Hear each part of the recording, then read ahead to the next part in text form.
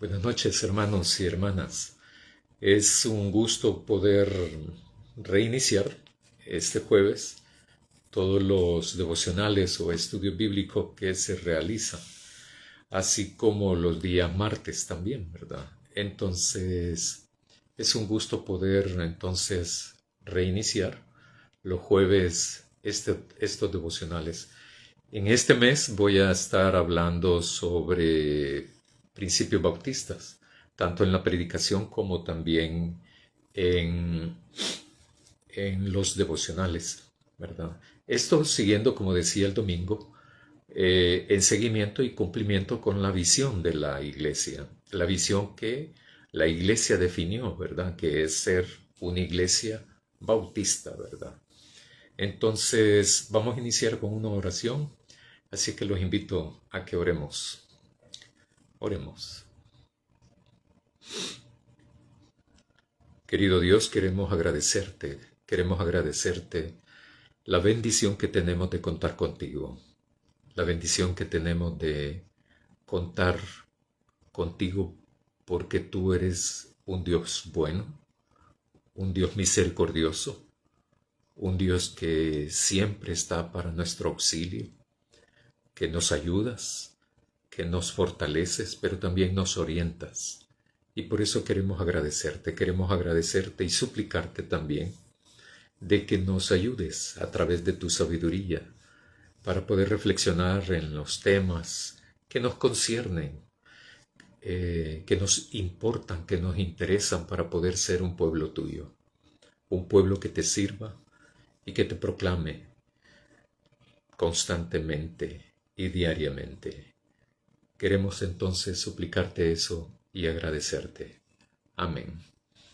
Hermanos y hermanas, quiero invitarles a buscar en Romanos capítulo 16. Voy a leer los versículos del 1 al 21 para, para dar inicio entonces al devocional de ahora. Voy a leerlo en Reina Valera, en la versión Reina Valera, que dice así: les recomiendo a nuestros hermanos, a nuestra hermana Febe, diaconisa de la iglesia que está en Cencrea, para que la reciban en el Señor como es digno de los santos y que la ayuden en cualquier cosa que sea necesaria, porque ella ha ayudado a muchos, incluso a mí mismo. Saluden a Priscila y a Aquilas, mis colaboradores en Cristo Jesús, que expusieron sus cuellos por mi vida y a quienes estoy agradecido, no solo yo, sino también todas las iglesias de los gentiles. Saluden también a la iglesia de su casa. Saluden a Espento, saluden a Epeneto, amado mío, que es uno de los primeros frutos de Asia en Cristo. Saluden a María, quien ha trabajado arduamente entre ustedes. Saluden a Andrónico y a Junas, mis parientes y compañeros de prisiones, quienes son muy estimados por los apóstoles y también fueron antes de mí en Cristo. Saluden a Aplías, amado mío en el Señor. Saluden a Urbano, nuestro colaborador en Cristo, y a Estaquis, amado mío. Saluden a Apeles, aprobado en Cristo. Saluden a los de la casa de Aristóbulo. Saluden a Herodión, mi pariente. Saluden a los de la casa de Narciso, los cuales están en el Señor. Saluden a Trifena y a Trifosa, las cuales han trabajado arduamente en el Señor. Saluden a la amada Pérsida, quien ha trabajado mucho en el Señor. Saluden a Rufo, el escogido en el Señor, y a su madre, que también es la mía. Saluden a Asíncrito, a Flegonet y a Hermas, a Patrobas, a Hermes y a los hermanos que están con ellos. Saluden a Filólogo y a Julia, a Nereo y a la hermana de él, a Olimpas y a todos los santos que están en ellos. Salúdense unos a otros con un beso santo. Les saludan todas las iglesias de Cristo. Pero les ruego, hermanos, que se fijen en los que causan divisiones y tropiezos en contra de la doctrina que han aprendido y que se aparten de ellos. Porque tales personas no sirven a Cristo nuestro Señor, sino a sus propios estómagos, y con suaves palabras y lisonjas engañan a los corazones de los ingenuos, porque la obediencia de ustedes ha llegado a ser conocida de todos, de modo que me gozo a causa de ustedes. Pero quiero que sean sabios para el bien e inocentes para el mal. Y el Dios de paz aplastará en breve a Satanás debajo de los pies de ustedes. La gracia de nuestro Señor Jesús sea con ustedes. Les saludan Timoteo, mi colaborador, y Lucio, Jasón y Sosípater, mis parientes. Yo, Tercio, que he escrito la epístola, les saludo en el Señor. Les saludo Gayo, hospedador mío, y de toda la iglesia. Les saludo Erasto, tesorero de la ciudad, y el hermano Cuarto. Es una serie de nombres, ¿verdad? Que al no estar familiarizados, yo por lo menos, cuesta estarlo diciendo. Como decía el domingo, y hace un rato también, voy a reflexionar sobre dos principios bautistas, creo. Entonces, ahora vamos a ver esto del sacerdocio de los creyentes, o el sacerdocio universal de los creyentes también. Cualquiera de los dos se puede decir, ¿verdad? Los bautistas hemos creado toda una serie de doctrinas. La doctrina, esas las fueron creadas por bautistas, precisamente. Y que eso nos permite, las doctrinas lo que provocan, por una parte uno puede decir, ¿verdad? En un análisis, los aspectos doctrinales pueden decir algunos.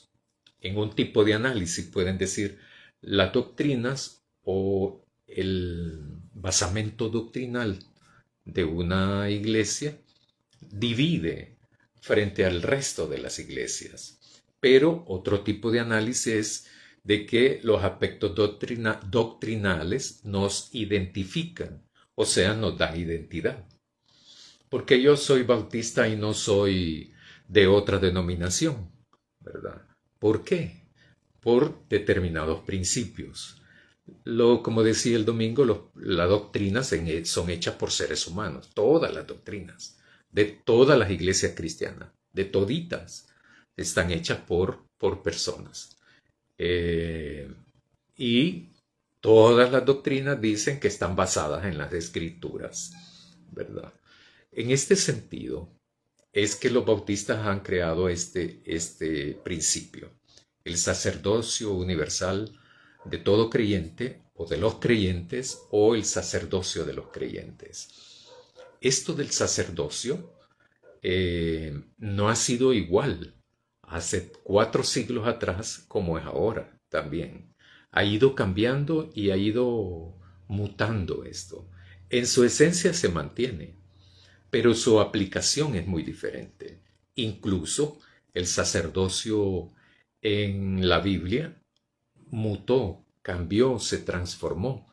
¿De acuerdo a qué? De acuerdo a varios factores. Uno es de acuerdo al contexto social, económico, político, religioso, cultural, ¿verdad? De acuerdo a toda la realidad. Llamemos a eso realidad. De acuerdo a la realidad, no es la misma la realidad en la zona de Canaán, de Palestina, que la realidad salvadoreña. No es la misma, ¿verdad? Sin embargo, en la actualidad estoy hablando, no es la misma.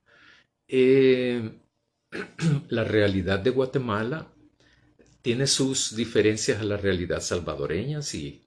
La realidad de Honduras también con la realidad de El Salvador. Sí tiene variantes, ¿verdad? Pero aquí hay más similitudes que uno puede decir la realidad canadiense con la realidad salvadoreña. Ahí hay mucho más diferencias. Entonces, lo que hacen entonces los bautistas de cada país es que analizan los principios y los contextualizan. Entonces, ¿qué quiero decir con eso? Lo que quiero decir es que se aplican esos principios de acuerdo a la realidad. La iglesia cristiana, por ejemplo, la iglesia bautista en Inglaterra tiene muchas diferencias que la iglesia bautista en El Salvador. Eh, una de las cosas, por ejemplo, es que los motivos de oración de las iglesias bautistas en Inglaterra son diferentes a los motivos de oración de aquí de El Salvador. ¿Por qué? Porque hay cosas que allá están superadas, ¿verdad? Por ejemplo, la cuestión del empleo. Allá nunca, jamás escuché una oración por empleo, por ejemplo. Eh, sí escuché, por ejemplo, oraciones por salud, pero no por todo tipo de salud se oraba, sino que solamente por las cosas cuando ya eran de extrema gravedad, ya cuando las personas estaban en una condición ya extremadamente crítica, a un paso de muerte, ¿verdad? Y los motivos de oración también a mí me resultaban muy interesantes porque era en la búsqueda de el asimilar la pérdida de esta persona, de este familiar, de este ser querido que ya estaba en agonía. Entonces, aquí no, ¿verdad? Aquí los motivos de oración se dan como esos, pero también, principalmente, nosotros seguimos orando por la salud de la persona hasta que deja de respirar, ¿verdad? Y uno aquí mantiene esa esperanza siempre, ¿verdad? ¿Estoy diciendo que allá son mejores que aquí? No, no estoy diciendo eso. ¿Estoy diciendo que aquí somos mejores que allá? Tampoco es lo que yo estoy diciendo. Lo que yo estoy diciendo es que es diferente, es diferente. Así como el sacerdocio en el Antiguo Testamento, es muy distinto en el Antiguo Testamento que en el Nuevo Testamento. Hay muchas cosas que se mantuvieron. Por ejemplo, en la época patriarcal, donde todavía no existía esa, esa religión judía establecida, organizada, porque eso no se da desde el principio, ¿verdad? La religión judía se establece, se organiza, se funda muchos siglos después de Abraham. Cuando Abraham existió, entonces en ese tiempo histórico eran los patriarcas, los jefes de clanes, los que asumían el sacerdocio. Por supuesto, no todo, ¿verdad? La otra cosa que quiero decir es que el sacerdocio no es de exclusiva responsabilidad de el cristianismo, ni tampoco del judaísmo, sino que también esto se ha utilizado, esa palabra, sacerdote o sacerdocio, también era utilizado por diferentes religiones que no pertenecían a la religión judía, no creían en Yahvé, no creían en Dios, el de la Biblia, el nuestro, sino que creían en otros dioses paganos, ¿verdad? Pero habían sacerdotes y habían sacerdotisas también, que tenían funciones determinadas, características determinadas, procederes determinados, ¿verdad? Comportamientos determinados. Entonces, el sacerdocio es todo un mecanismo, todo un oficio que ha ido cambiando con el tiempo. Como digo, en el Antiguo Testamento no es igual en la época de los patriarcas que en la época, por ejemplo, del profeta Miqueas o Isaías en el siglo VIII antes de Jesús. Ahora, en la época de los patriarcas era el jefe del clan que se pertenecía, que se pertenecía. Aquí hay que recordar un poco lo que vimos en Escuela Bíblica Dominical, en la época de cuando estamos estudiando Éxodo, cuando son las divisiones de familia, clan y luego tribus, ¿verdad? Entonces, el jefe de clan era el responsable de hacer posible la comunicación entre la población del clan con Dios. Se daba por hecho de que el jefe del clan, que funcionaba como el jefe también que dirimía, resolvía, orientaba a la población del clan en todo lo que haceres productivo, social, de relaciones humanas, pero también era como el tipo sacerdote que asumía responsabilidades de sacerdote para hacer de que no solamente él, sino que también su clan estuviese en comunión con Dios. Eso era lo que se hacía en la época de los patriarcas. Voy a ir saltando mucho, ¿verdad? Luego hay una serie de cambios que se van gestando, que se van provocando. En la época del Éxodo también ocurre eso. Hay cambios sobre la comprensión de quién es un sacerdote, quién debe de ser un sacerdote, cuáles funciones debe de tener. Es así que entonces se establece una tribu que es dedicada al sacerdocio. El primero de ellos que se tiene registro es Aarón, por ejemplo. Entonces, esta tribu de levitas era como la tribu más dedicada, más exclusiva, dedicada a funciones sacerdotales. Pero los sacerdotes también en esa época fungían como una responsabilidad de hacer posible la comunión de la población con Dios y por otra era la ejecución de diferentes ritos para eso, a lo que en el Antiguo Testamento también se le llama culto o celebraciones, se puede decir también. Los sacerdotes eran los responsables de eso, de hacer básicamente esas dos funciones. La función del sacerdote era que la población, el pueblo de Dios, estuviese en comunión con Dios. Y a través del sacerdote es que conectaba esa cosa, a través del sacerdote. Y es así, por ejemplo, que se van llamando. Luego aparecen también una serie de sacerdotes que son más asalariados, que son más, entran en pugna, en discordancia con la religión judía, con la comunicación con Dios. Entonces ya son sacerdotes y ahí se llama también profetas que están más al servicio de sus gobernantes también. Y por eso es que Dios llama a otros profetas para que hagan dos tipos de cosas a estos profetas.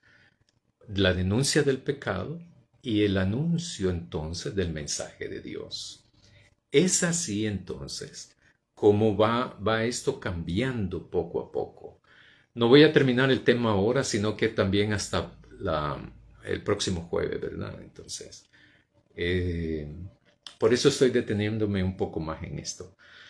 El sacerdote en el Antiguo Testamento provenía de una tribu, no en el 100% porque hay casos que se suman y no se tiene procedencia de dónde vienen, ¿verdad? Pero en la mayoría de los casos venían de la misma tribu. Usaban una vestimenta determinada. El sumo sacerdote también tenía una vestimenta determinada.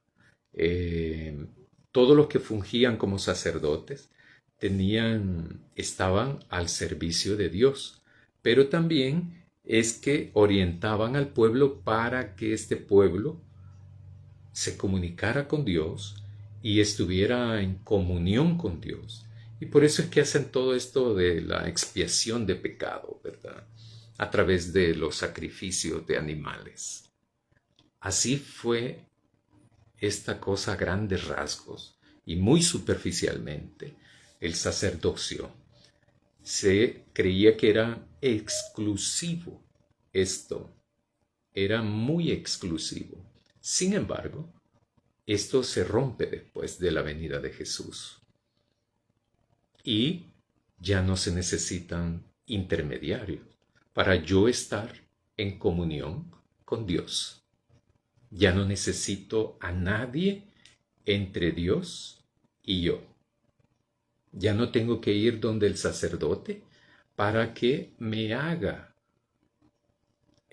diga qué tengo que hacer, me diga qué rito debo de realizar, qué cosa debo de cumplir, para yo entonces poder estar en comunión, en paz y en armonía con el Dios de la creación, el Dios de la Biblia. Ya no tengo que hacer eso.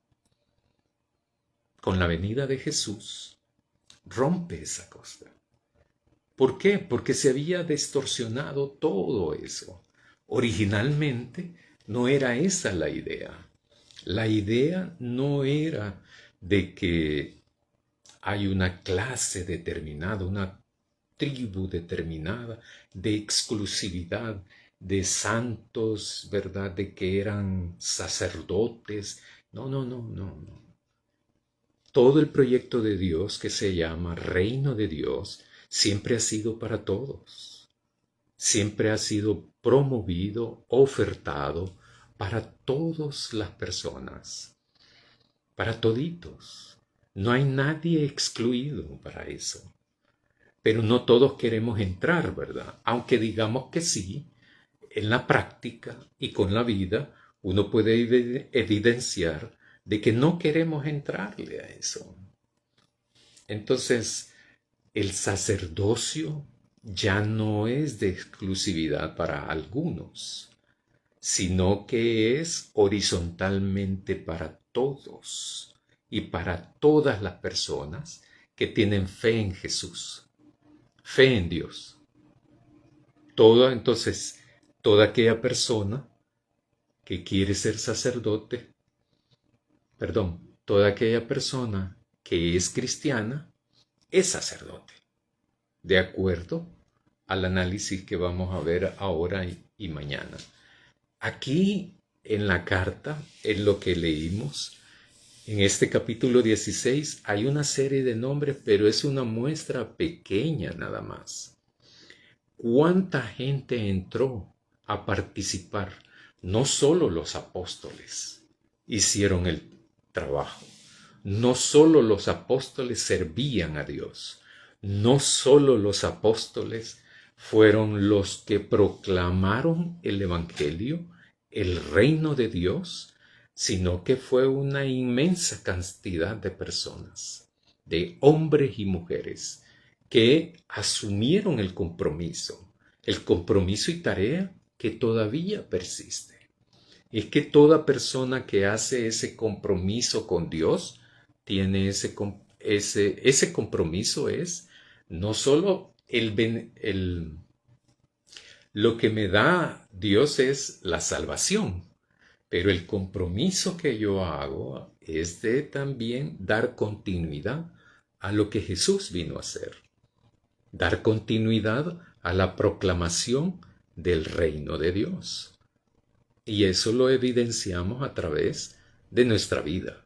Lo hacemos a través de nuestra vida. Aquí en esta lista hay hombres y mujeres, servidores de Cristo. Hay hombres y mujeres que han sido copartícipes de persecuciones, de cárcel, pero también de trabajo, de servicio y de esfuerzo por la proclamación del Evangelio. Unos haciendo unas tareas, otros haciendo otras tareas. Pero todos han entrado en esto. Todas han entrado en esto. Si no hubiese sido así, entonces si aquí en esta época, después del siglo I, en el siglo I y luego, eh, esta tarea de la expansión del cristianismo, de las buenas nuevas del reino de Dios, no solo fue tarea de Pablo, ni de Pedro, ni de Juan. No, no, no. Fue una tarea que lo asumieron todos y todas. Y fueron estableciendo iglesias. Y fueron entonces fundando iglesias. Y fueron entonces proclamando el Evangelio. Fueron testificando de eso. Y por lo tanto más gente se fue añadiendo a esto. No va a entrar nadie a una iglesia si uno no hace esa tarea, pues. Pero también esa tarea no solo se tiene que hacer de manera colectiva con toda una congregación. Eso se hace diariamente de manera individual. Esa tarea de hacer discípulos es para todos y todas. El punto de sacar este texto es para que nos demos cuenta de que todos tienen una parte importante en la proclamación del Evangelio, en la proclamación del reino de Dios. Todos y todas son importantes para eso. Entonces, aquí hay hombres y aquí hay mujeres. Entonces, esto no es cuestión de género, ¿verdad? La proclamación del Evangelio, la proclamación del reino de Dios es para hombres y para mujeres. Lo único que uno necesita para ser uno de ellos es creer en Dios, creer en Jesús. Y como he dicho, ¿verdad? En las clases también, el creer implica conversión. Uno, si no cree, no se convierte. Y si no se ha convertido, entonces difícilmente es que ha creído, ¿verdad? Entonces no puede estar separado una de la otra. Y eso es lo que se plantea también acá. Todos estos personas que se van mencionando con estos nombres que a mí me resultan poco comunes, tienen diferentes tareas. Más o menos eso ocurre adentro de las iglesias. Cuando nos vamos involucrando, por ejemplo, hablando así de manera particular de la iglesia, la iglesia está organizada con comisiones. Todos los miembros plenos pueden formar parte de las comisiones. Y todos somos llamados a formar parte, por lo menos, de una comisión, ¿verdad? No somos muchos, así es que hay espacio para todos y para todas. Todos y todas debiésemos estar involucrados en una comisión, por lo menos. Y todos y todas debemos de tener la certeza de que mi participación en la comisión es para servir a Dios. Eso uno no lo debe de perder. ¿Por qué debo de formar parte de una comisión? Debo formar parte de una comisión porque eso es un derecho, pero también es un llamado. Es un llamado de que todo cristiano y toda cristiana sirva a Dios, dentro del templo y fuera del templo también. Por otra parte, debemos entonces de entender de que el servicio a Dios tampoco se limita a las cuatro paredes del templo, sino que el servicio a Dios es extensivo a cualquier parte. Yo debo de ir y servir a Dios donde sea, donde sea. El sacerdocio, históricamente hablando, en el pasado, se ha creído que eso es de exclusividad para algunos. Yo recuerdo, por ejemplo, en una iglesia donde yo estuve, bautista, había una comisión que se llamaba de finanzas. Y cuando yo llego a la iglesia, ¿verdad? Entonces fui conociendo a las hermanas y hermanos y todo. Entonces ya en mi segundo año yo le decía, ¿y por qué no se involucra en tal comisión? Ah, no, me dijo, allí no puedo. ¿Por qué? Porque no soy administradora de empresa. ¿Y qué tiene que verle? No, me dijo, es que el presidente de la comisión dice que uno tiene que ser economista o administrador de empresa para formar parte de esa comisión. ¿Qué? Entonces, además de reírme en ese momento, ¿verdad? Entonces le dije yo, no, esas son locuras, ¿verdad? Eso no tiene nada que ver, ¿va? Entonces, y se involucró la persona, ¿verdad? Se involucró. O sea, uno no tiene que ser eso. Hay determinados ministerios que sí, ¿verdad? Que necesitan cierta preparación, pero uno tiene que buscar qué comisión le gusta, qué hace esa comisión y se mete, pues, ¿verdad? Uno no espera que lo estén invitando tampoco. Entonces, porque eso sí, uno espera que lo inviten. No, uno tiene que ser proactivo en esto. Proactivo. No tiene que estar esperando eso. Eh, entonces, pero entonces, este, pero ¿hasta dónde llegamos nosotros, verdad? Como miembros de iglesia. No podemos predicar tampoco los miembros. ¿Cómo no? Sí pueden, ¿verdad? Y si no puedo, entonces pregunto, mire, ¿y cómo puedo hacer para poderlo hacer? ¿Cómo puedo hacer para dirigir un estudio bíblico? ¿Cómo puedo hacer para preparar una clase de escuela bíblica dominical? Si no lo puedo hacer, ¿verdad? Entonces, yo eso lo digo porque a mí me pasó, pues, ¿verdad? Cuando yo quise hacerlo, pregunté, busqué y todo. Y me enseñaron. Entonces, esto no lo aprendí en el seminario, ¿verdad? Yo siendo un joven en la iglesia, tenía interés, me metía. A mí nadie me invitó, ni siquiera para ir a la iglesia. Yo me fui a meter solo, ¿verdad? Entonces, si uno tiene interés, lo hace, pues se mueve, se mueve. No está esperando que le anden haciendo nada, ¿verdad? Entonces, así es que todos podemos tener esa facultad, ese derecho, pero también tenemos esa bendición que uno no debe de perder. A veces hay iglesias bautistas que pierden esas concepciones, ¿verdad? Que estar dentro de una iglesia, que formar parte de una comisión, tener un ministerio es un privilegio, no es una obligación, es un privilegio, porque lo hago para Dios. No lo hago para nadie más, sino que para Dios.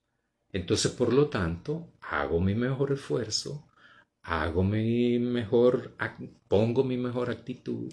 ¿Por qué? Porque es para Dios. Entonces, por eso lo hace uno. Igualmente conmigo, ¿verdad? Los devocionales, las clases y todo, a mí me pagan por eso, porque desempeño un trabajo. Sí, es un ministerio también, es un servicio, pero lo hago con responsabilidad también, ¿verdad? ¿Por qué? ¿Por qué? Porque es mi responsabilidad como cristiano, no solo como pastor. Pastor es la función que yo desarrollo, pero mi privilegio es como cristiano, ¿verdad? Entonces, eso. Se entiende de que los bautistas, toda la congregación está de sacerdotes, es de sacerdotes, hombres y mujeres, todos. No es que todos los bautizados, ¿verdad? A eso me refiero, ya los miembros plenos y los que han hecho un compromiso, a ellos me refiero. Entonces estamos hechos de una congregación de sacerdotes, de creyentes. Por lo tanto, necesitamos también tener esa actitud. Un sacerdote en el Antiguo Testamento era alguien que daba el ejemplo, era alguien que era confiable, era alguien que además de ser confiable también, generaba confianza, pero también era alguien que propiciaba que la demás persona, el prójimo, iba a tener contacto con Dios. O sea, en vez de sentirse de que este sacerdote anda en las nubes y picándosela como el más cercano de Dios, era todo lo contrario. Un verdadero sacerdote era el que servía a Dios, no a la gente, a Dios, pero que a la gente le facilitaba el acceso a Dios. Ahora bien, en la actualidad, ese es el rol de los pastores también, facilitar procesos. No, los pastores en la actualidad, eso es lo que hacemos, facilitamos procesos. ¿Para qué? Para que la congregación desarrolle sus capacidades que ya tiene, o sea, los dones que ya tiene. Porque toda persona tiene un don, o varios, no lo sé. Entonces, tiene también tareas que cumplir. Ya las tiene, todo creyente las tiene. Si no, hay que leer el texto, ¿verdad? Bíblico. O sea, la Biblia, pues. Entonces uno ya sabe lo que tiene que hacer. Todos los cristianos son así. Todo miembro de iglesia debe de constituirse en un sacerdote frente a Dios. O sea, que entonces lo que tiene que hacer el sacerdote es ser el responsable de hacer posible la comunicación entre la gente y Dios, entre las personas y Dios, y también ejecutar diferentes tipos de ritos en el desarrollo de los servicios establecidos, ¿verdad? O en los servicios establecidos dentro del templo o fuera del templo. Dicho de otra manera, es que toda persona que es cristiana se denomina como cristiano o cristiana. Toda persona que ha hecho un compromiso con Dios a través de Jesús se constituye en una persona que es portavoz del Evangelio, proclamador del Evangelio, testificador de lo bueno que es Dios, testificar de Jesús como Señor y Salvador. Todos. Por eso es que decimos así comúnmente, a veces hasta popularmente lo decimos, ¿verdad? Es que las iglesias bautistas son congregaciones de sacerdotes. O sea, de no dependientes de nadie. De no dependientes de nadie. Más que de Dios, nada más. Por supuesto, ¿verdad? De Dios, de Jesús. Pero no depender del hermano, de la hermana, ¿verdad? No, no, no. No dependemos de eso. ¿Por qué? Porque soy un sacerdote. Soy un representante, ¿verdad? De Dios aquí. De Dios aquí.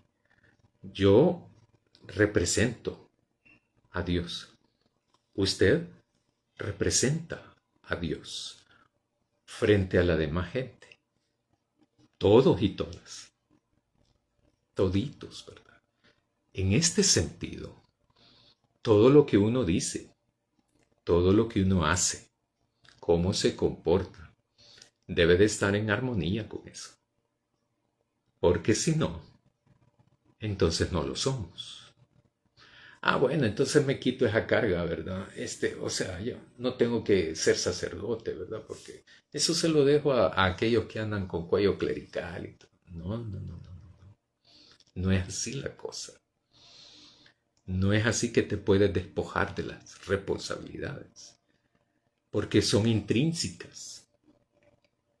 El paquete, el paquete va completo. El paquete va completo. Por eso me llama la atención cuando dice, pero les ruego, hermanos, que se fijen en los que causan divisiones y tropiezos en contra de la doctrina que han aprendido y que se aparten de ellos, porque tales personas no sirven a Cristo nuestro Señor, sino a sus propios estómagos. Y con suaves palabras y lisonjas engañan a los corazones de los ingenuos. En otras palabras, toda persona que por su hablar o su actitud provoca división, entonces hay que alejarse de ellos, ¿verdad? Hay que alejarse de ellos. Y aquí hace referencia a algo que yo mencioné ya anteriormente, que están en beneficio de sus propios estómagos, ¿verdad? Eso también aparecía en el Antiguo Testamento, que eran profetas, se les llama asalariados, porque es cierto, es cierto. Habían entonces profetas dedicados, contratados, para hacer perjudicar al pueblo y desorientarlo, ¿verdad? Por ejemplo, Isaías denuncia eso en uno de los capítulos que no recuerdo ahorita, cuando le dicen los falsos profetas a los que van deportados hacia el cautiverio. Y entonces les dicen, no se preocupen porque Dios los va a liberar pronto, muy pronto. Y les dice Isaías, no, eso no es cierto, ¿verdad? Y entonces Isaías sí les advierte hasta cuándo van a hacer. Cásense, les dice. Construyan casas, cásense allá en Babilonia. Entre ellos, ¿verdad? Entre israelitas. Cásense, hagan su vida, ya, tengan hijos. O sea, hagan una vida, o sea, resistan, pues. En el cautiverio hay que resistir. En la adversidad hay que resistir y mantener la fe. Y no le crean entonces a los falsos profetas. Ahora bien, eso es bien interesante, que también acá en la carta a los romanos se plantea eso. Y ese es un bien sutil, ¿verdad? De que también existen personas asalariadas que en lugar de orientar al pueblo de Dios, lo desorientan. Por interés, pues. Interés económico, principalmente. Interés económico. Pero el punto de sacar el capítulo 16 de la carta a los romanos es que hay toda una serie de gente, de miembros de iglesias, con diferentes ministerios y toda la cuestión. Así es, la iglesia tiene algunas comisiones, pero no significa que uno solo se va a supeditar a eso. Si no hay algo y creen que entonces es necesario, hay que crearlo, pues. Hay que crearlo. ¿Para qué? Porque creemos que eso va a ser un buen aporte para el engrandecimiento del reino de Dios, para la fortaleza de nuestra fe y nuestra esperanza. Entonces hay que crearlo, ya sea dentro de la iglesia o fuera de la iglesia también. No, uno no se puede supeditar solo a lo del templo, ¿verdad? Sino que también la mayor parte de las actividades que uno puede realizar en favor del reino de Dios es afuera. Uno va al templo a prepararse, a estudiar un poco más o más detenidamente, a la fraternidad y a compartir también con Dios. En este sentido, hermanos y hermanas, el sacerdocio universal de los creyentes es que me posibilita a mí no tener otro intermediario. Ningún pastor es intermediario de nadie para accesar a Dios. Ninguno. Entonces, cualquier miembro de la iglesia tiene conexión directa, ¿verdad? Con Jesús. Directa. Entonces, ¿para qué va a buscar uno un intermediario? ¿Para qué?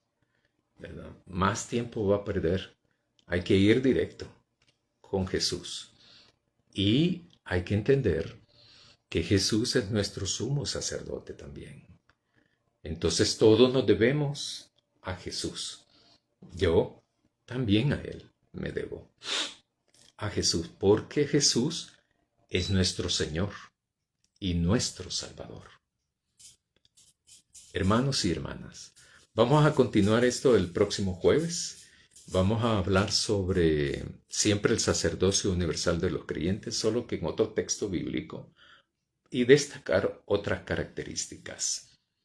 El sacerdocio en el Antiguo Testamento fue cambiando de acuerdo a la realidad, de acuerdo al contexto social, económico, político, cultural, etc. Y de acuerdo a esa realidad fue cambiando. Lo mismo ha ocurrido en el Nuevo Testamento y lo mismo ha ocurrido también hasta la época actual. Actualmente, el sacerdocio también ha cambiado. Ha cambiado. Ahora, con esto de las tecnologías, hay un acceso a más personas. Hay un acceso casi ilimitado a personas. Y eso es una ventaja para mí. Es una muy buena ventaja. Si uno sabe usar, ¿verdad? Entonces, la tecnología. Y si uno le puede dar buen uso a la tecnología. Si uno le saca provecho a eso, olvídense de esta cosa. Nosotros tenemos testimonios de personas que están con nosotros en la iglesia, que por casualidad nos vieron ahí en Facebook y entonces les llamó la atención y han llegado ahí a la iglesia. El año pasado fue la última persona que yo pude contactar, que es así, ¿verdad? Eso me dijo él. En ese sentido, entonces, todos somos sacerdotes delante de Dios. Nadie anda abajo de nadie. Todos somos sacerdotes delante de Dios, de manera igualitaria. Nadie es más, nadie es menos frente a Dios. Oremos, hermanos y hermanas. Querido Dios, te agradecemos la oportunidad que tenemos de ser llamados hijos, hijas de ti, pero también somos un pueblo de sacerdotes, que solamente tenemos a Jesús como nuestro sumo sacerdote, nuestro Señor, nuestro Salvador, nuestra guía, quien nos conduce, nos orienta, pero también quien nos salva. A Él sea la gloria, a Él sea la gloria por siempre. Amén. Buenas noches, hermanos.